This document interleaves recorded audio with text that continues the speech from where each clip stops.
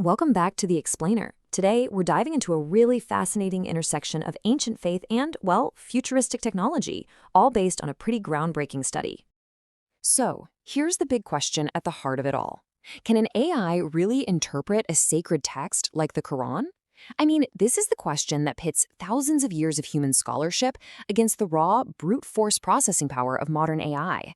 It's a huge question, and it really challenges tradition, while opening up some incredible new possibilities. So on one side, you've got the human scholar, right? Their understanding is just steeped in spiritual depth, historical context, and this incredible command of language. But then on the other side, you've got artificial intelligence. It's got this unbelievable speed, it can synthesize massive amounts of data, and it can spot patterns a human might totally miss. So how in the world do you bring these two together? Let's find out. For, hundreds and hundreds of years, Quranic interpretation, this really intricate science called tafsir, has been a deeply, deeply human thing. It has always relied on scholars who have this profound expertise in theology and history and all the tiny, subtle complexities of the Arabic language. But now, a recent study from Kuwait University is looking at a whole new way forward, and it really tackles the big challenge head-on. How can this powerful new tech become a valuable assistant to scholars, instead of just an unthinking replacement? To really dig into this, Dr. Kai Khan developed a specific research framework. He calls it the TAQIM Model. Now, that's a bit of a mouthful, right? It stands for Tafsir AI Comparative Interpretation Model, and it's basically designed to create a structured, really fair comparison between the work of human scholars and what an AI can produce. Okay, so how does this model actually work in practice?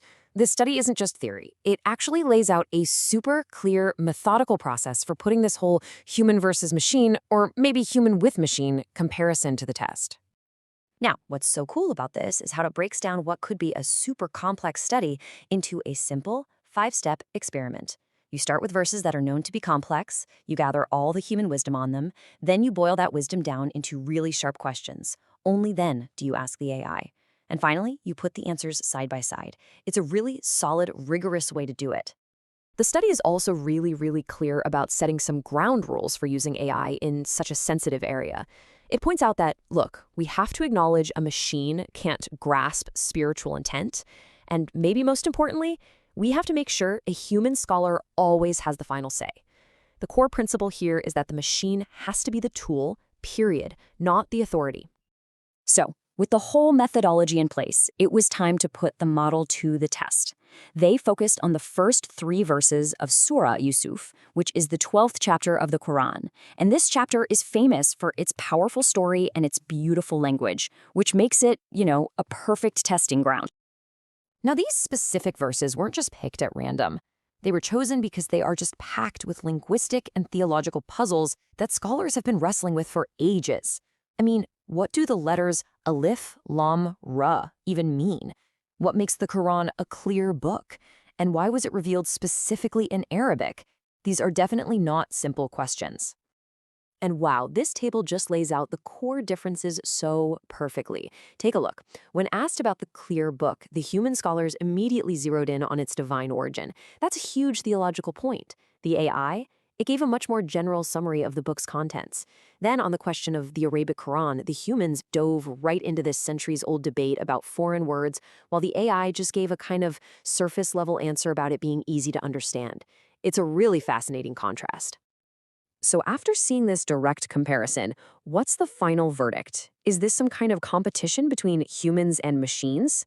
Well, the study's conclusion is actually pretty clear on this. It really all just boils down to this fundamental trade-off. The AI offers this incredible analytical speed and breadth. It can summarize massive amounts of information super quickly.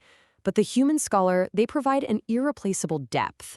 It's a nuanced understanding of theology, history, and language that a machine just can't replicate. So, and this is the key point, it's not about one replacing the other. It's about forming a powerful partnership. The AI can be like this tireless research assistant, It can create a comprehensive first draft or a summary, and that frees up the human scholar to do what they do best, apply deep, critical, and spiritual analysis. The AI might even spark new questions that lead to brand new avenues of human research. Okay, so based on all this, where do we go from here? The study proposes 6 key recommendations for the path forward.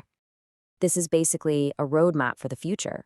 It's calling for an approach where we integrate these things, but where the human scholar always has the final word. And it gets practical too, calling for steps like training the AI on better classical sources, developing a real ethical framework, and educating scholars on how to use these new tools. The ultimate goal here is to get people collaborating, to build a bridge between the worlds of theology and technology. You know, this one sentence from the study's conclusion just perfectly captures the whole takeaway. The AI is not the new interpreter. It's a powerful new tool for the human interpreter. It promises to speed up research and open new doors, but the heart of understanding, the soul of interpretation, that stays human. And that leaves us with one final thought. As AI keeps getting more and more powerful, how do we make sure it stays a tool to enhance human wisdom and not become a replacement for it?